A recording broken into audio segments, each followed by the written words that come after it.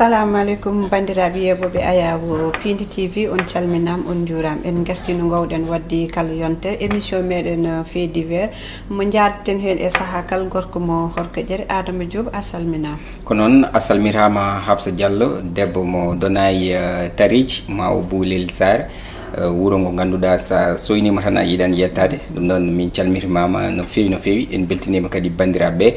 e wideɓe bisimilla mabɓe nde ɗon yewtere nde ganduɗa nde ɓe keewi hebde e kala saaha. Adama Diop en jejjirta yettude e jarde ɓeɗon waɗoɓe aimé commenté hani e partage émission meɗen fait divers surtout ko noon émission meɗen hannde Adama Diop puɗɗirtoɗen jahten koto Linguére ko babiraɗo goto felli ɓiyumo gorko ha hawri e ladial kanko oɗon babiraɗo noon hollitam ɗonete wuuro ngo ko ngol ɗo lawol woni ko ngol woni laaɓi ɗiɗi omo waɗa ko wayni no yoɓinode fittandu ɓiyi ko debbo ɓiyi ko gorko au moins sapeur pompier arina nawi kanko basɗo fittandu makko hôpital Linguére hôpital Maguette Loum Linguére o saaha ɓiɗɗo nen toon suwa taw moftede kanko babiraɗo o dogui o naate ladde hay goto anda ɗo heedi. En tout cas no mbiruɗa ni par ce que ɓe kolliti wonde ko ngollo waɗi laaɓi ɗiɗi omo tuume hono ko way noon walla hollitama tigui settama e makko o meeɗino yoɓade fittandu neɗɗo oɗo kadi ko ɓiyu donc ɗum nonne kadi ene fonno ƴeewede e enquête aji ƴeewe guila hono ko wayni kadi wattade ƴeewe kanko exactement holko wondi par ce que en ɓooyi haalde ɗum aɗa wonde neɗɗo jamma e ñalawma taw omo wonde rafi mo ganduɗa rafi o ene wonde seydade ha yaaha waɗa hono ko wayni henna yooɓo hen pittali donc ko gueɗe ɗe poɗɗen jurnitade e kala saaha. oɗon arme est ce que a sikkani ene foti ƴewtede yimɓe forɓe ɗum jogade wona du jour au lendemain tan neɗɗo fina jogo fitel ko noon ɗo e Sénégal won sah cimtol jaltunogol ɗum ko guila hitande ɓennude nde wonde no yimɓeɓe joguirtoɗo armeni taw ko illégal rewani e lawol ene heewi nder ngollon cimtol en tawi hen holko saboto ɗum ko jeeyoɓe ɗum nene kadi ko taw ko par clandestin cornoto jeeya ɗum holen mbiya joguirto ko gam galleji munen kala joom galle ene foti jogade kono mbiɗa sikki ene foti rewde e lawol yaaha ƴefta kayitaji ɗi foti ƴeftude ɗi par ce que arme haɗa jogede mais il faut saɗa jogo ɗum ndewa to poɗɗa rewde ɗo ha keeɓa autorisation permis mo ganduɗa ene wawi hokkudema fartangue tigui wawde jogade arme. si par ce que wona neɗɗo ummo tan daro wima ene jogo arme won forɓe ɗum jogade wonmo fotani ɗum jogade fait divers men oɗo ɗiɓɓo Adama Diop ko suh gorko jarte duuɓi 37 jangguinannoɗo alquran kanko de wujji 15 millions bandi ko goto nguy ko ka ardi ko oɗon koko tottuno koko mahno immeuble mum goto luwi immeuble o soko lewru mayi ko kanko ceernajo heɓnannombo haaliss o yeka waɗi saaha goto o leelata addude haaliss o foof no haymano nde tawa ko 15 millions te kanko ceernajo mo jogninowo immeuble mum o luwan ɗum ko cousin makko keeɓi koreji kono heɗen kanko joom immeuble o waɗi porté plainte kanko oɗo saaha kanko jangguinowo urano walla maître coranique oɓone juuɗi ñawoɓe o fawama million ngaji 16 mo foti ɗum yoɓde on joom immeuble o kadi mo leel e ko tolni e lebbi 6 en tout cas woninimo caɗele kewɗe biyaɗo ñaami kene wona 15 millions fawe kadi kene wona 60 millions en tout cas ɗum kam ɓurti ko caɗele no fewi kadi no mbirɗa ni ɓuuri hen mettude foof ko jangguinowo Qur'anil Karim mbiɗa sikki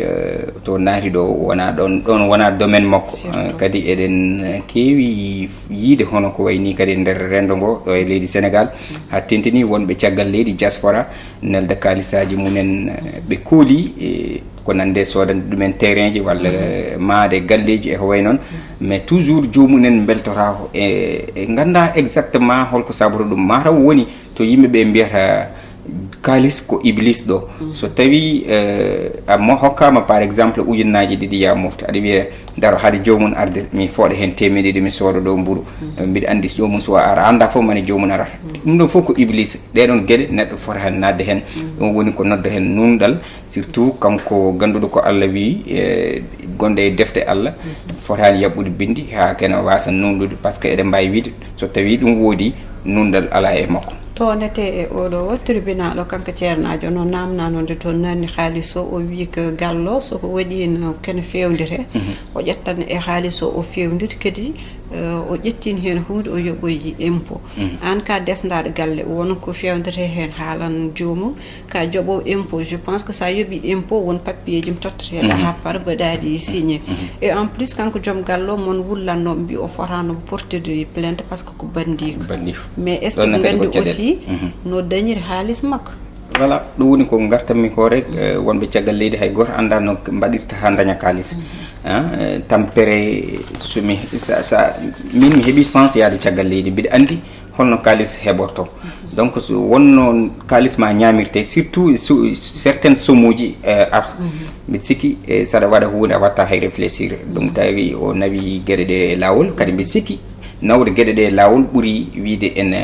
waɗana hoore mum ñawore ha goɗɗum yanta hen kankone wooda ko fela e makko donc a diwata toujours felede sa waɗi ni a felete sa watti kadi ni a felete ɗum noon min mbi sikki ko oɗo option tan woni option moƴƴo nawde gueɗe ɗe e lawol kadi so tawi babiraɗo wi wonde e wonko fewnitano hen e yooɓa hen impôt ji mbiɗa sikki hande kala kaɗa waɗa ene woodi facture donc yo so waɗi présenté facture aji ɗi on kadi ma waw famde ne wawi ustude seeɗa teddedi ñawore nde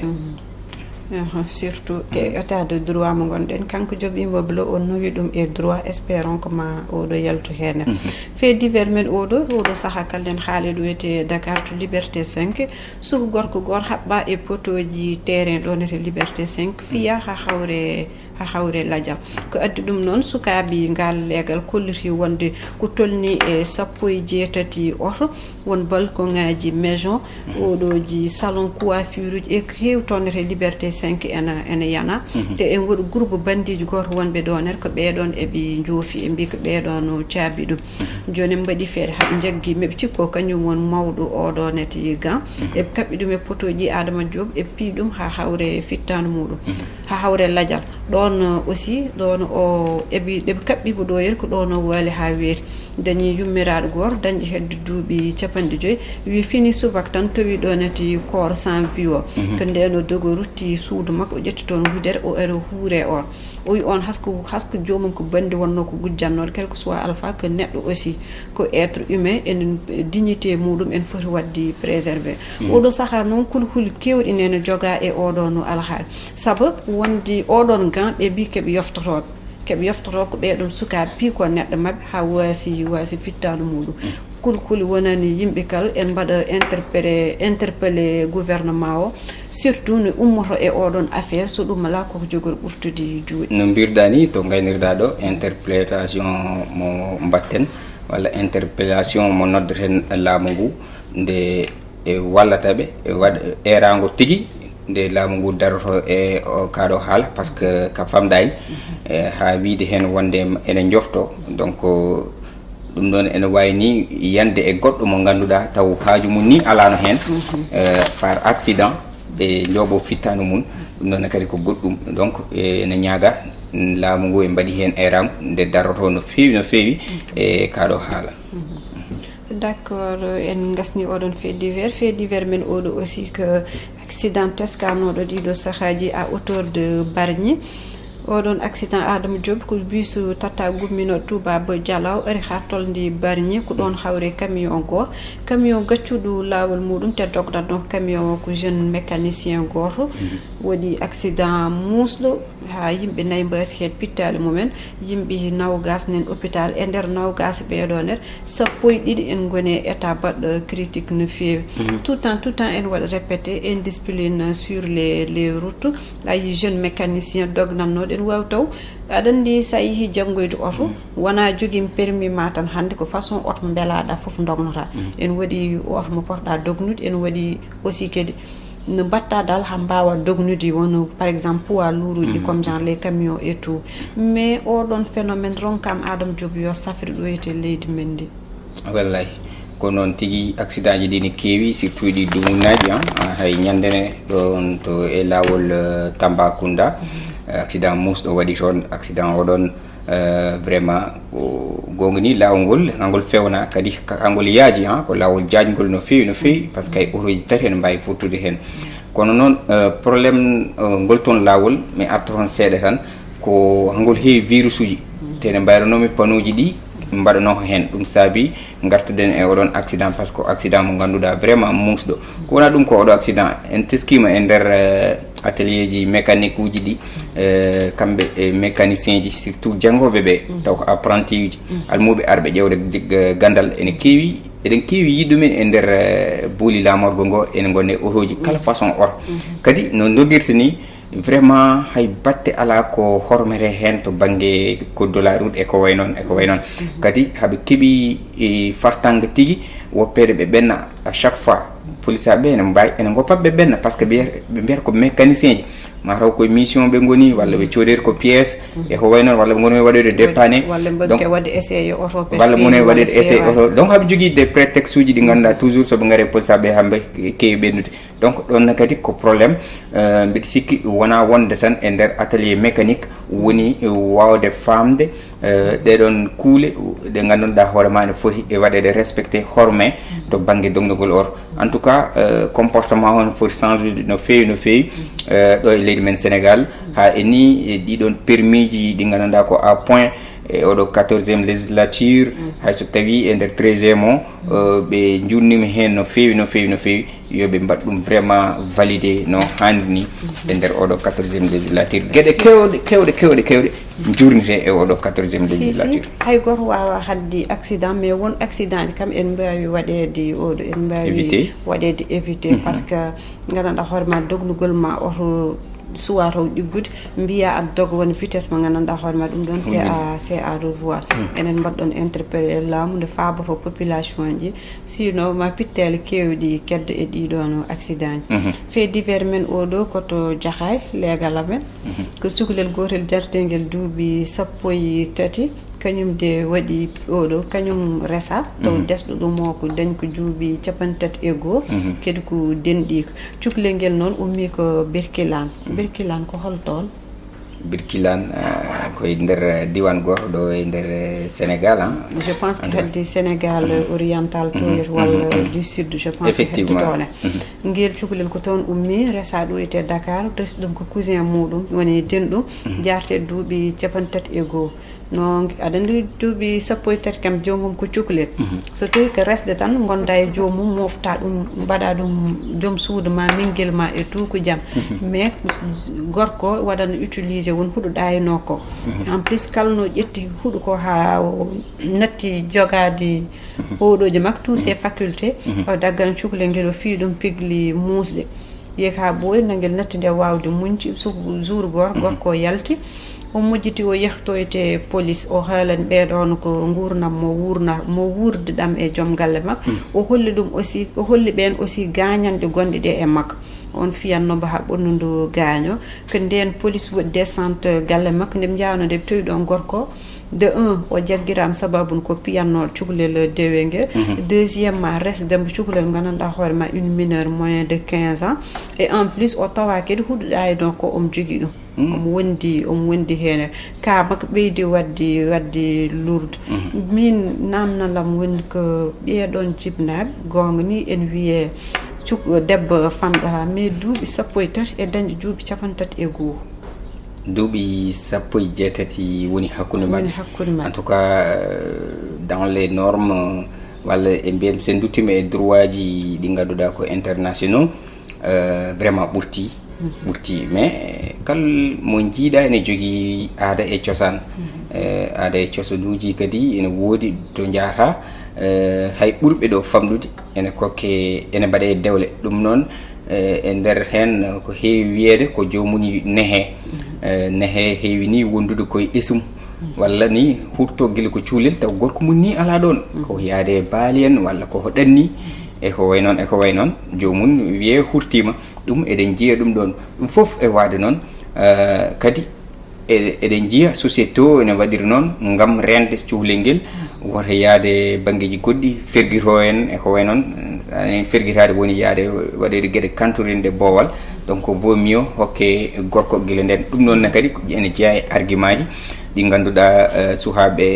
tokosɓe ene keewi naatde e ndeer dewle kono noon kam min mi yolnata hay sahaa goto debbo ko wawi wonde fof so suho so mawɗo gorko ala droit suude junngo mum ene fawe makko piggal ɗum ɗon kam ko haɗani e ndeer loi o jaɓani ɗum ɗon ɗum tagi ka makko ene teddi no feewi no mbirɗa ni ko wona ɗum ko haɗani ɗon e kon huuɗo ɗayno koko ngannduɗa kadi on waɗa ɗum utilisé ɗum ɗon kadi ɓeydima wadde compliqué par ce que eɗen nganndi ɗum ko haɗa en kalino ɗum ɗo e nder leydi men jaɓa donc kala mbaɗowo ɗum wujjitto so tawi yiyama noon lawol ene fawe dow majjum e ko way noon e gueɗe goɗɗe ɗe ngannduɗa fof ene fawe dow makko donc en tout cas lawol yo waɗ fodde mum goto fof wawa yiide hen hoore mum no hanniri je pense Adama Diop kene fuutankoɓe en mbiyata cukalel dañguel duuɓi 13 resteke mais quand même sa totto ɓinguel ma mon suwa to helli feede mais si porta ɗum tottude ko gorko kellifaɗo gandanɗa hoore ma hollu ɗum lawol ma huɗoɗayno kam ma woɗɗum min kanko suku debbo kanko suku debbo je pense ɓeɗon dadiɓe wona tan joom gallo e porno arande ko jibinaɓe makko e hoore muɗum sa totto ɓi yatomo tottuɗa waɗande ɓinguel ma wone dans de très bonnes conditions mais ummade to de 1 gurnam toɗe e ɗoyte Dakar gurnam mum wona goto sahantama kadi jomum waɗata ƴettata ko huɗoɗayno ko ha natto wondude e hakkillaji ha won natto wondude e hakkille mum sago mum quoi ɗon kadi yo jibinaɓe ƴewta no fewi e aussi